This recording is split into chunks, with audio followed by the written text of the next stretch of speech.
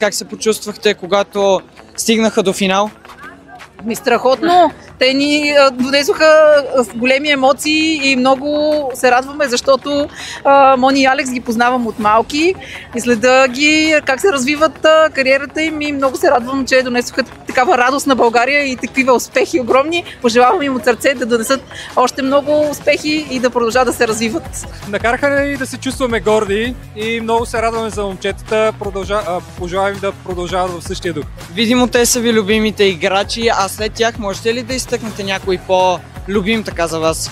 Ами те всички се раздадоха над 100% мисля на терена за България и за отбора. Страхотни, страхотни. Харесва ли ви екипа на този отбор? Харесва ни, да, радваме си за самия отбор и за успехите. Кой беше най-емоционалният момент за вас? Ами на финала, когато спечелихме един от геймовете, така доста приподигната атмосфера беше.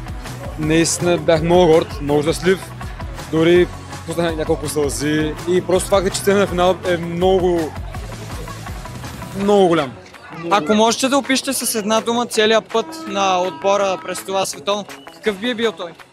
С една дума. Да. Исторически.